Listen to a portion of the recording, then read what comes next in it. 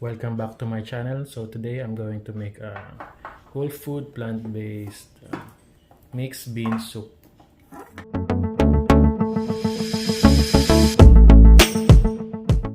So I'll be using some black turtle beans, black beans, some sweet peas, sweet corn with some coconut cream and tomato sauce, with our organic tamari, some garlic salt for seasoning, black pepper, parsley, chopped onion, and the organic no salt seasoning. So I'll be using the instant pot for cooking this soup. So I will guide you step by step on how I will make this one. Okay, after opening everything, so I'll be using a Vitamix blender just to make just to blend some black beans to make it creamier, so the flavor will be infused. So like 1/3 cup of each of the black turtle beans, black beans, and the sweet corn. And blend this with 1/2 cup of water.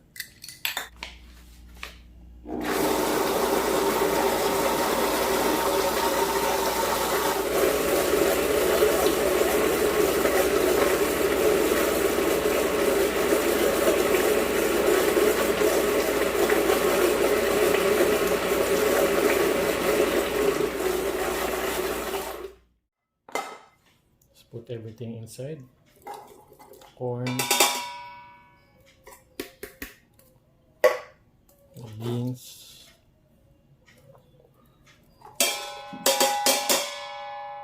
you can also use pinto beans if you have, or chickpeas, garbanzo.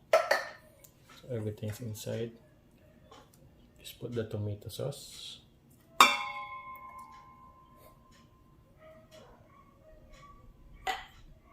and all the spices.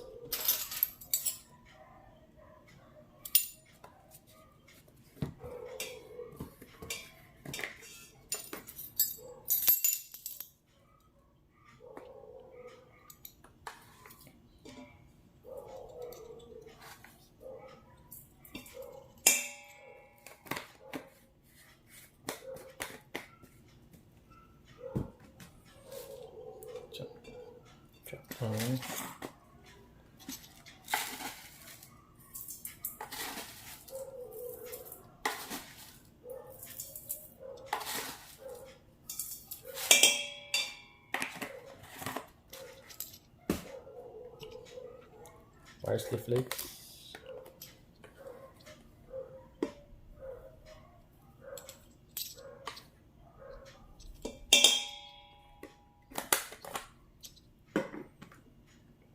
ground black pepper,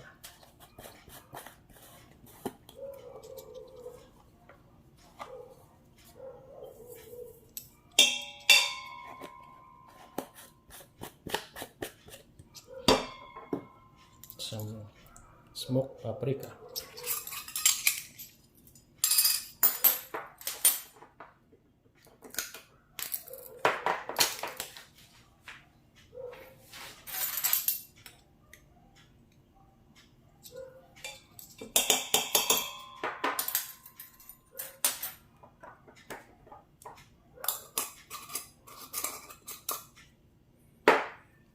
garlic salt,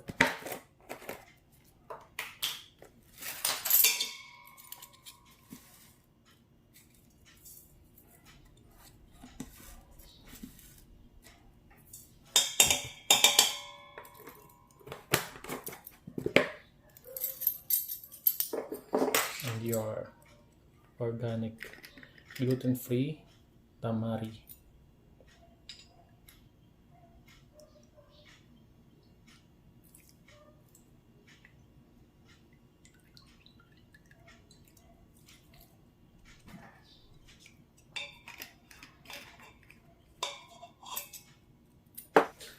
Then I add some water in the mixed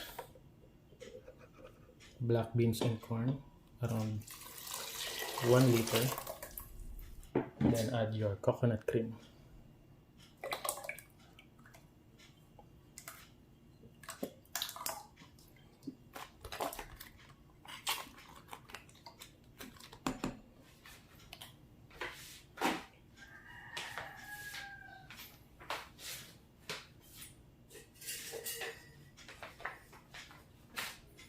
Mix it.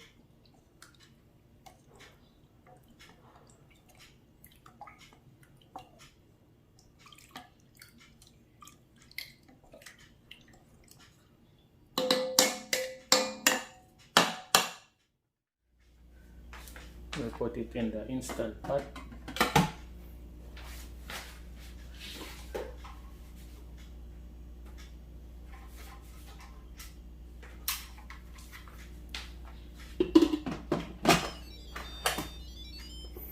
Then I'm going to use the bean chili for about an hour.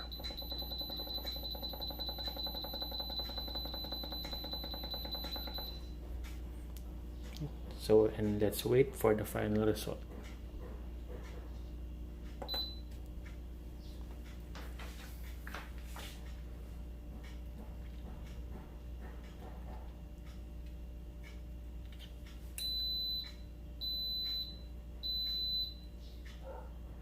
One hour later.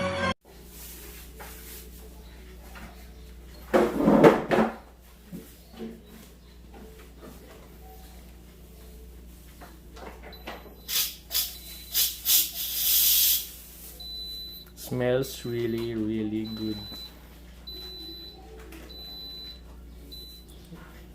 So we can release the pressure now.